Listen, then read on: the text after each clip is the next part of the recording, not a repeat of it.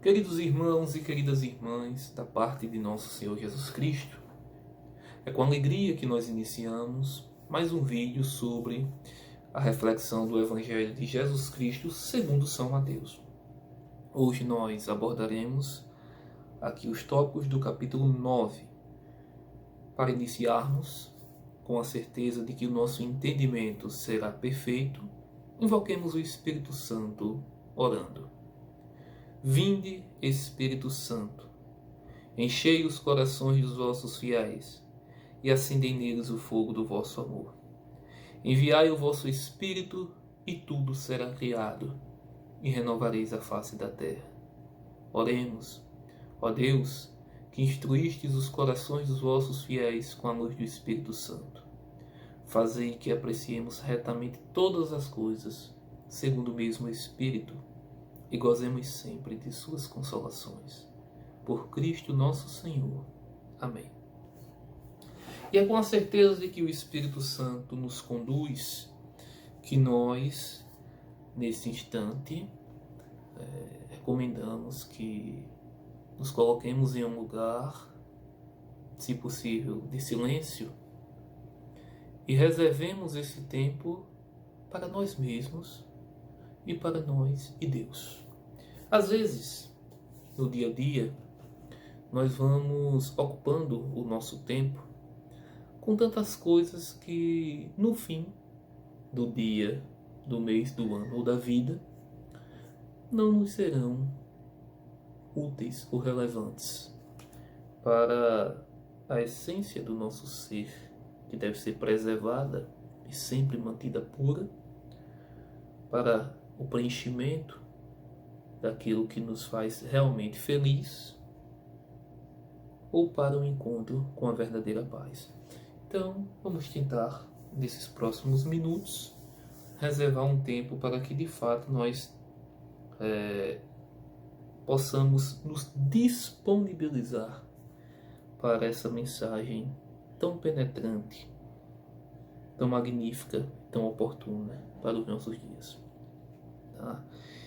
Nós percorremos aqui já um bom caminho, os capítulos que antecederam o capítulo 9. Tá? Nós passamos pela parte inicial introdutória da vida de Cristo, pelo Sermão da Montanha, os diversos milagres que foram relatados no capítulo 8, aqueles que desejavam seguir a Cristo, mas sempre, e é assim todos os tempos, alguma coisa está entre nós e o Evangelho. É preciso realmente assumir com seriedade esse compromisso, as tempestades que inevitavelmente chegam até nós, as influências do mal, muitas vezes, inclusive no nosso comportamento. Nós somos formados parte espiritual, física e psíquica. Seguramente, quando uma dessas partes não está bem, as demais, de alguma forma, também sofrem com isso. Por isso que é importante que nós cuidemos das três.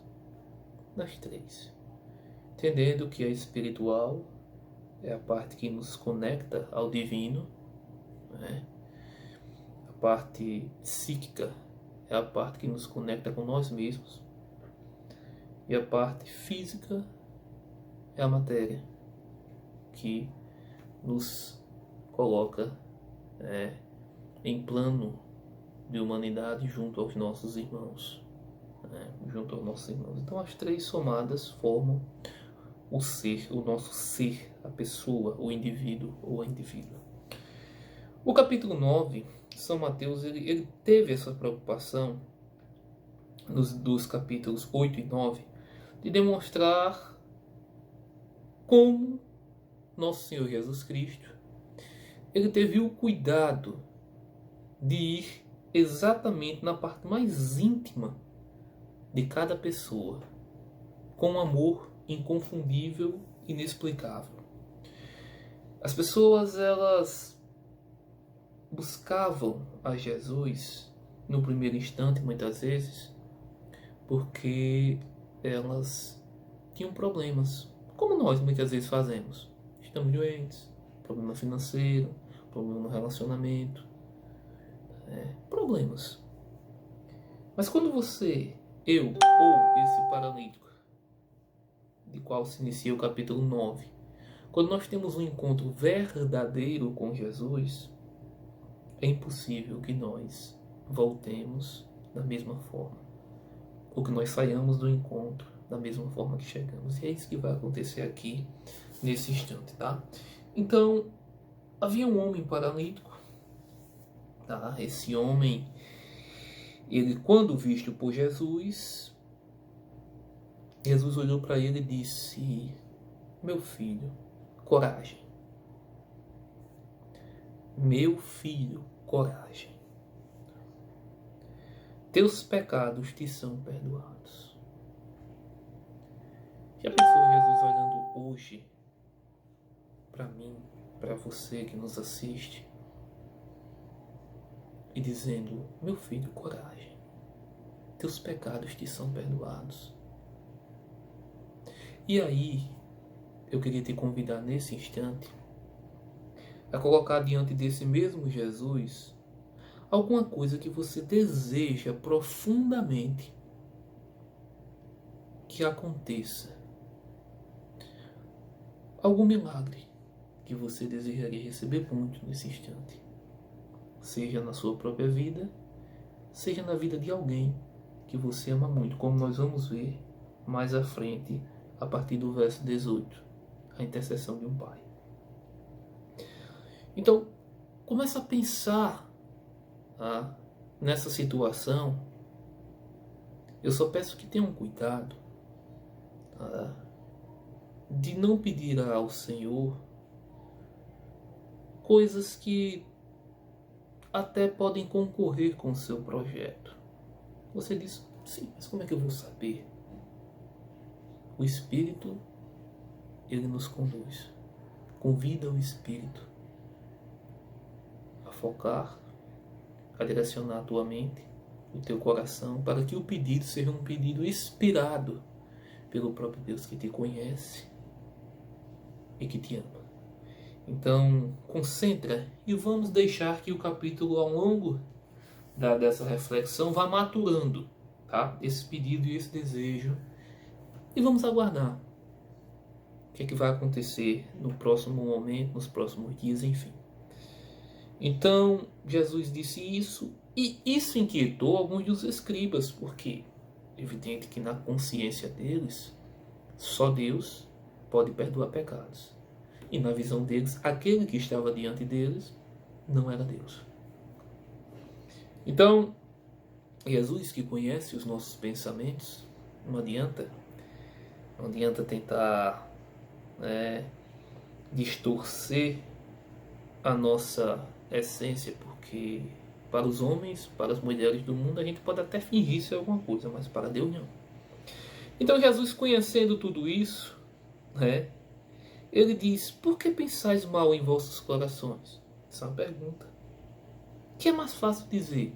Teus pecados te são perdoados? Ou levanta-te e anda? Ora, para que saibais que o Filho do Homem tem na terra o poder de perdoar os pecados, ele disse ao paralítico: levanta-te, toma a tua cama e volta para a tua casa. E assim aconteceu. E o povo encheu-se de alegria e de temor e glorificou a Deus.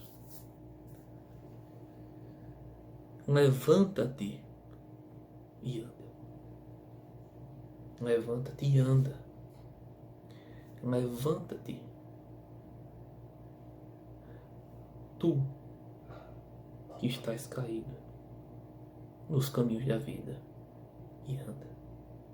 Levanta-te, tu que tens andado como um bêbado a descer ladeira, dando tombo sobre tombo, acertando muito mais do que errando, errando muito mais do que acertando, porque errar, infelizmente, faz parte da nossa trajetória. Mas é preciso alcançar maturidade suficiente para ter um equilíbrio nas nossas ações, nas nossas condutas. E é por essa falta de equilíbrio que muita gente tem estado caído. E o relacionamento não vai bem, seja de esposo com a esposa, de pai com filho, entre amigos, membros da mesma família.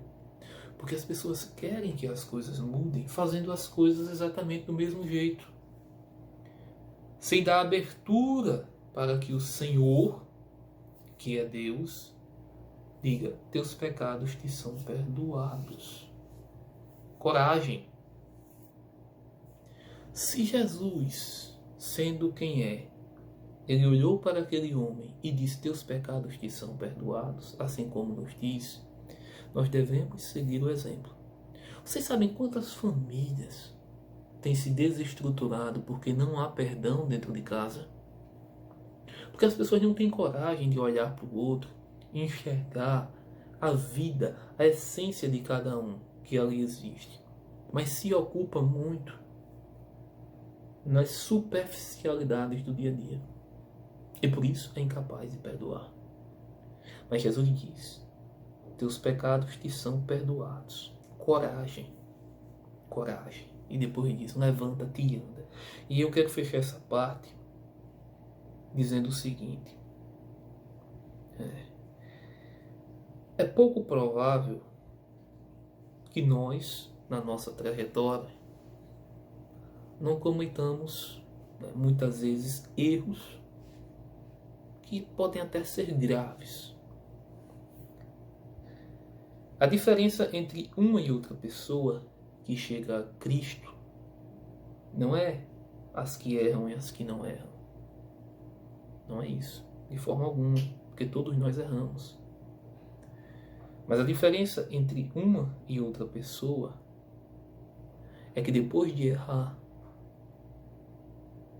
busca dentro de si uma força que muitas vezes está oculta e é capaz de se reerguer e tomar decisões definitivas sobre o segmento de sua vida. Decisões essas que muitas vezes precisa de renúncias muito sérias, de vícios, costumes, hábitos que nós temos. E se nós não os deixarmos, seguramente nós não vamos chegar aonde desejamos. Não seremos felizes. Então, é preciso ter essa coragem. É preciso reconhecer que os nossos pecados são perdoados por Deus quando nós nos arrependemos. Mas é preciso ter a capacidade também de perdoar aqueles que nos magoam. É claro que o perdão é um processo, porque toda agressão, seja física, toda agressão verbal, né? As agressões, elas não são só físicas, elas podem ser de várias formas. Uma palavra às vezes dói mais do que um tapa.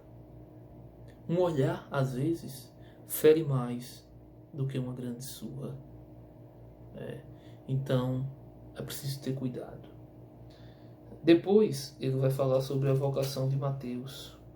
Mateus que escreve, ele falando sobre ele mesmo, né? Mateus, ele era um cobrador de impostos. E os cobradores de impostos naquela época, né, eles tinham uma visibilidade, ou as pessoas tinham uma visibilidade sobre eles muito ruim. Porque não é difícil pensar, né, quanto não se desviava naquele tempo. Vocês não pensam que a corrupção é coisa de hoje não, viu? Cobravam impostos, né, desviavam dinheiro, ou vocês pensam que todo o dinheiro que era arrecadado chegava na mão do rei? Além do mais, nós que moramos no Brasil vivemos em um país onde as tributações são das mais absurdas possíveis, das mais elevadas do mundo. Naquele tempo, o nível de absurdo era muito maior. Não estou querendo que você se conforme com isso. Até porque a população brasileira é tributada em tudo, até no ar que respira, com todo o exagero do exemplo. E o retorno social é um retorno que muitas vezes não atende às necessidades desse povo. Então, naquela época, os impostos eram cobrados de forma abusiva, tá? Estamos falando de um período de uma monarquia, e além do mais, ainda existiam, né, os fatores intermediários que só agravavam ainda mais a exploração desse povo. Então, os cobradores de impostos, em sua grande maioria, eram, né, muito mal vistos. Então, o que é que acontece? Aqui tem um fator determinante. Jesus, quando passa a ser visto com essas pessoas, ele começa a ser criticado pelos fariseus, pelos considerados santos da época. E aí ele diz uma coisa interessantíssima no versículo 12. Ele diz: não são os que estão bem que precisam de médico, mas sim os doentes. Ide e aprendei o que significam essas palavras. Eu quero a misericórdia e não sacrifício. Oséias, capítulo 6, versículo 6. E depois diz: eu não vim para chamar os justos, mas os pecadores. Isso não quer dizer que Jesus está passando a mão na cabeça dos pecadores. Não é isso. Mas isso quer sim dizer que a motivação de Jesus ter vindo ao mundo, ter se materializado como homem, tem por objetivo curar a ferida causada pelo pecado natural, pelo primeiro pecado, que abriu a porta para os demais pecados e que, por assim dizer, abriu a porta para que o inimigo de Deus, que é espiritual, ele tomasse parte nos nossos dias, nas nossas vidas, nos desviando daquilo que nós devemos ser. Então, Jesus, ele vem, e tem uma outra coisa aqui que precisa ser muito bem observada, tá? Eu costumo dizer que o que nós somos é resultado de uma série de fatores, mais do que nós podemos pensar, mas também do meio o qual vivemos. É claro que isso não justifica tudo. Tem pessoas que nascem em situações das mais gritantes possível e se tornam pessoas exemplares. Já tem outras que nascem em famílias de uma conduta ética e moral privilegiada, mas que tomam um caminho distinto. Isso é um grande mistério. No entanto, nós temos consciência e estudos demonstram em todo o mundo que onde maior for a desigualdade social, econômica, mais gritantes são os índices de violência, né? E em suas diversas faces. A violência em suas diversas faces. Então, a pobreza, ela não é um mal por si só, desde que haja um equilíbrio, já que o conceito de pobreza existem algumas definições, mas a pobreza, ser pobre, não é um problema em si só. No entanto, as condições às quais, né, as desigualdades, os privilégios de um em detrimento da exploração de outros, começam a criar problemas dos mais demasiados. Se nós tivéssemos, por exemplo, uma sociedade em que poucas pessoas, ou em que ninguém tivesse mansões, extensões de terras das mais variadas, carros dos mais diversos, se todos tivessem o mínimo para viver, consequentemente aquilo que seria tido como normal, não teríamos tanta violência. A questão é que uns não têm nada e outros têm muito mais do que precisam. E isso abre a porta para uma série de questões. Então, Jesus deixa claro aqui que conhece a realidade de cada um e a todos estende a mão. Isso não quer dizer que ele despreza aqueles que têm dinheiro, mas quer dizer sim que ele é compassivo com aqueles que mais precisam. Com aqueles que mais precisam. Tá? Bom, na sequência, né, Jesus ele é questionado pelos discípulos de João. E é interessante, de João, a gente está falando aqui de João Batista, ele vai falar sobre o jejum. E Jesus dá aqui um direcionamento muito interessante sobre a mudança de aliança.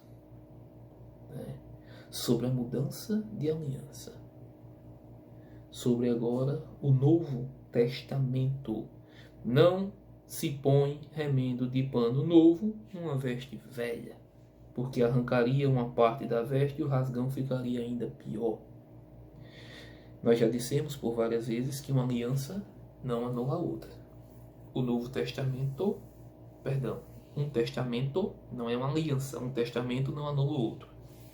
E essa aliança definitiva, essa nova e eterna aliança também, ela não, de forma alguma, não anulou o que ele fez com Abraão, com Isaac, com Jacó, com Davi, com tantos outros. Não. Mas essa agora é uma aliança que traz a plenitude do conhecimento e do entendimento e do juízo final. Então, é preciso estar atento a essas coisas, né? Eu tenho observado, vou fazer um parênteses bem rápido, que nós estamos vivendo uma época de uma pandemia terrível, tá? Como esse vídeo vai estar disponível na internet, pode ser que alguém assista ele nesses dias próximos, pode ser que só assista daqui a 10 anos. Então, para que você tenha ciência, hoje nós estamos vivendo a pandemia do coronavírus.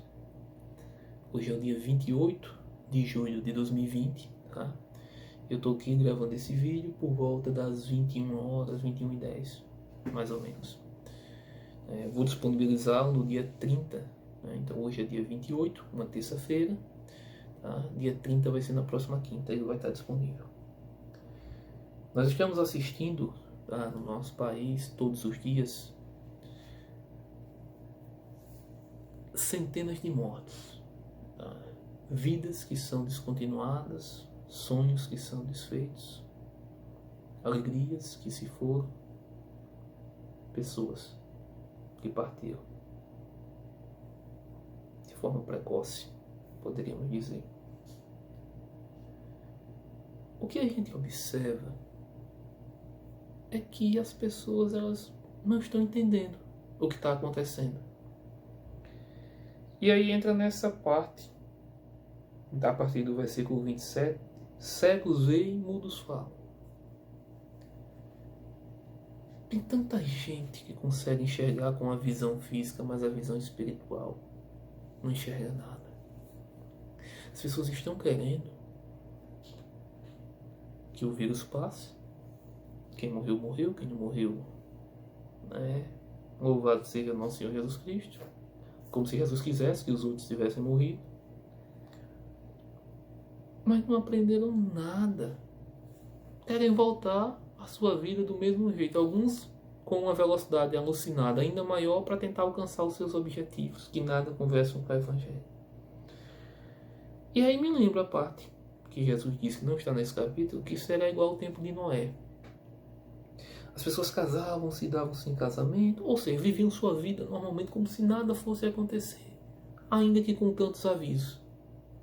Até o dia em que a porta da arca se fechou e já não era mais possível um destino diferente para aquele grupo de incrédulos. Nosso Senhor prometeu que vai voltar, e nós vamos chegar nesse capítulo, mas eu quero só abrir esse parênteses. Mas as pessoas parecem que não acreditam nessa promessa, porque vivem as suas vidas segundo as suas próprias concupiscências. As pessoas estão ocupadas demais com seu próprio ego, com suas próprias ambições, de tal forma que os valores do Evangelho têm sido cada dia menos respeitados, observados e vividos. E pedir para amar parece uma tarefa muito árdua. Mas enfim, seguindo adiante, Jesus cura duas mulheres. Uma que há 12 anos padecia de um fluxo de sangue. Já tinha tentado de tudo, a medicina na época não tinha dado resposta, gastou o que tinha com os médicos e não conseguiu o que queria.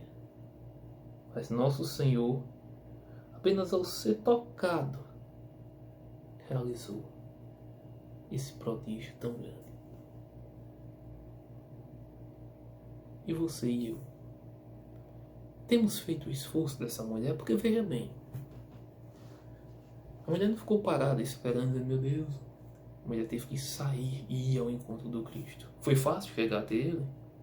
Não. Foi fácil? Foi uma coisa simplesmente dada? Não.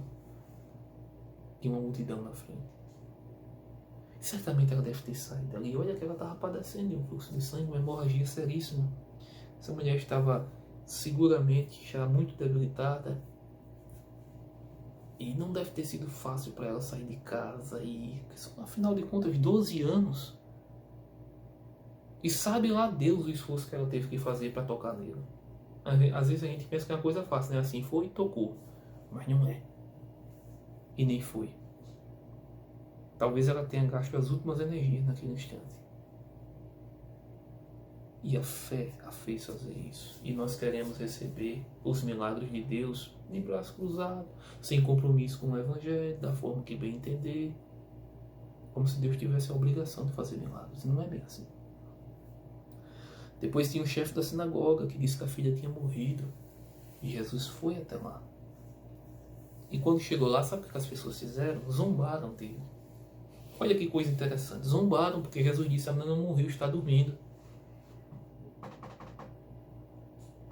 Às vezes nós não zombamos de Jesus com as nossas palavras, mas com as nossas atitudes. É como se nós estivéssemos zombando do Evangelho. Isso é muito triste. E Jesus realiza mais esse milagre. E a notícia se espalhava. Mas a notícia se espalhou? Se espalhou. Né? Quando Jesus partiu dali, tinha 2 cegos. E gritaram: Filho de Davi, tem piedade de nós. Muito bem. Jesus entrou numa casa e os cegos aproximaram-se dele. E Jesus perguntou: credes que eu posso fazer isso? Eles disseram: sim, Senhor. Então Jesus tocou-lhe nos olhos, dizendo: seja-vos feito segundo vossa fé. E no mesmo instante os seus olhos se abriram. Jesus, porém, recomendou-lhes em tom severo: vede que ninguém o saiba. E aí você pode perguntar: mas por que ninguém sabia? Jesus precisava cumprir a sua missão e sair andando em todas as sinagogas anunciando o Evangelho. Quanto mais a notícia se espalhava, mais a multidão o cercava. Porque, como eu disse no vídeo passado, não pensemos que o sistema de saúde daquela época chegava sequer perto do nosso hoje. Tanto pela qualidade da assistência, quanto pelos avanços da medicina naquele tempo. Então, se hoje nós achamos que o nosso sistema tem problemas, e tem, por mais que tenha avançado e muito, naquela época era muito pior. Então imagine você, Jesus não ia ter tempo para sair pregando nas cidades, não ia ter tempo para poder sair anunciando a mensagem do reino de Deus. Então é por isso que ele às vezes pedia para ficar em segredo. E além do mais, quanto mais as pessoas espalhavam, mais aumentava a fúria dos fariseus da época, do sumo sacerdote, enfim. Jesus sabia que essa fúria ia chegar ao ponto de matá-lo, mas precisava se cumprir o tempo da sua missão. Então, não foram poucas as pessoas que se apresentaram a Jesus. Depois aparece um homem possuído por um demônio. Enfim, Jesus percorria todas as cidades e aldeias, ensinava nas sinagogas, pregando o evangelho do reino e curando todo mal e toda enfermidade. Todo mal e toda enfermidade. Por isso que tem uma música, do grupo chamado Voz da Verdade, que diz que não há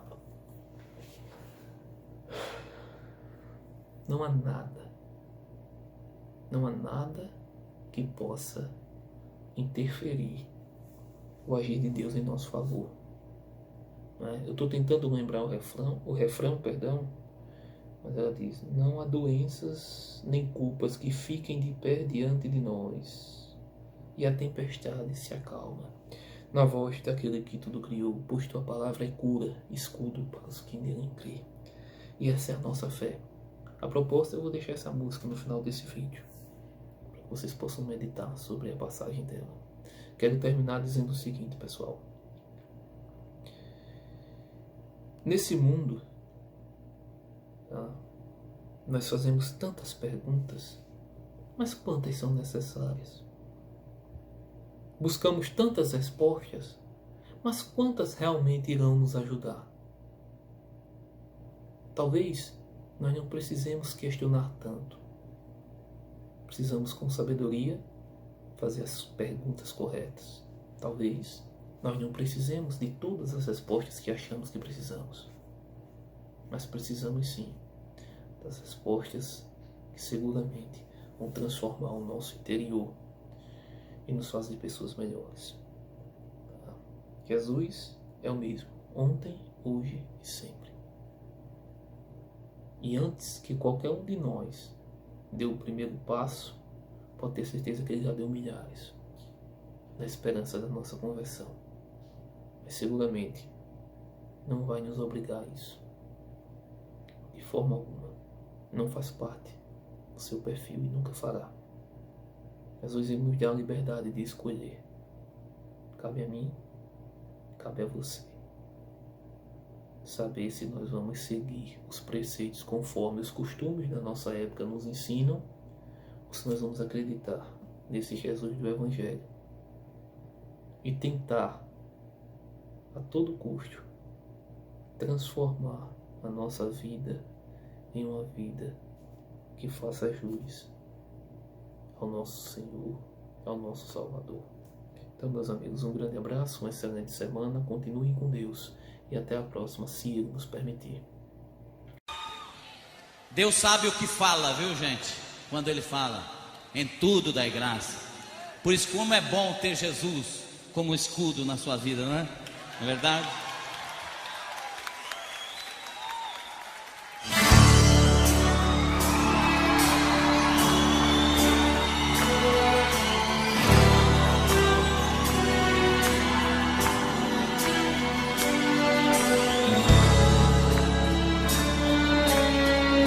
Aleluia.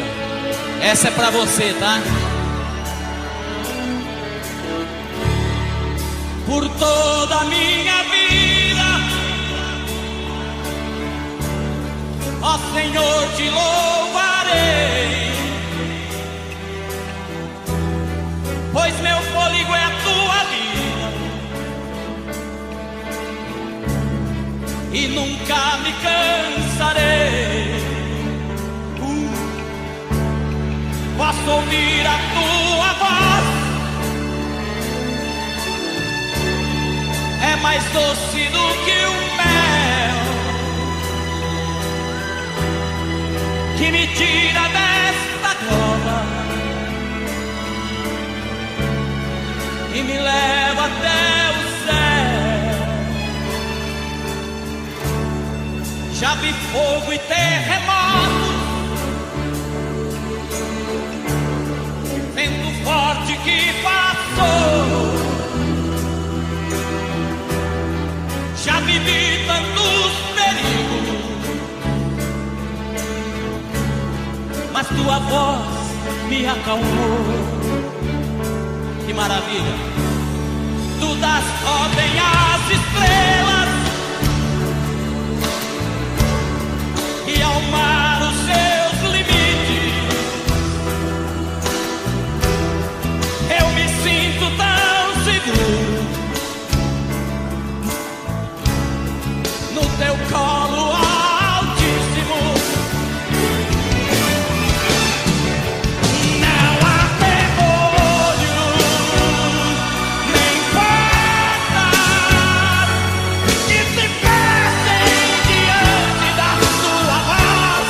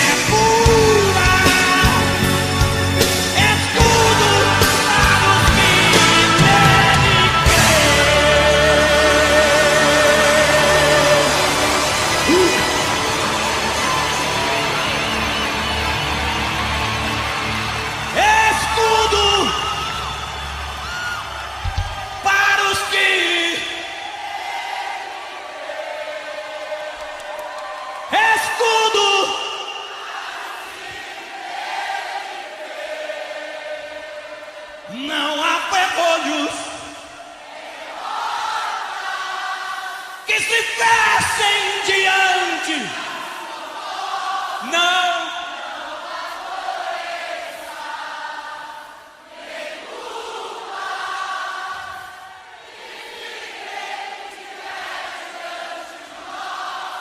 E a tempestade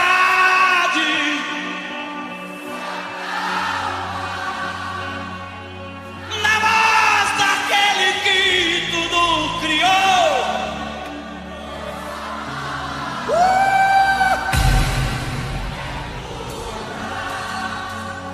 Escudo para os que nele